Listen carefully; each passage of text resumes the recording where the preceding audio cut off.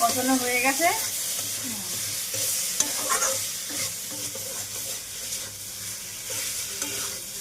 ভালো করে কষানো হয়ে গেছে, এবার জল দিয়ে দিচ্ছি।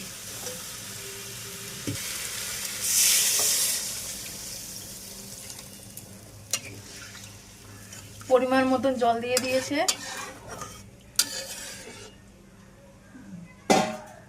এবার ঢাকনি দিয়ে ঢেকে দেবো।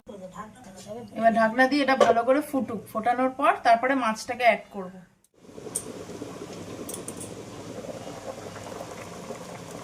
মাছের ঝোল ফুটে গেছে।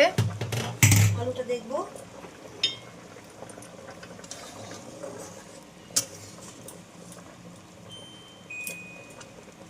আলুটা গলে আর আলুটা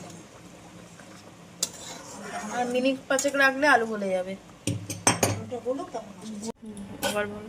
মাছটা দিয়ে দিলাম।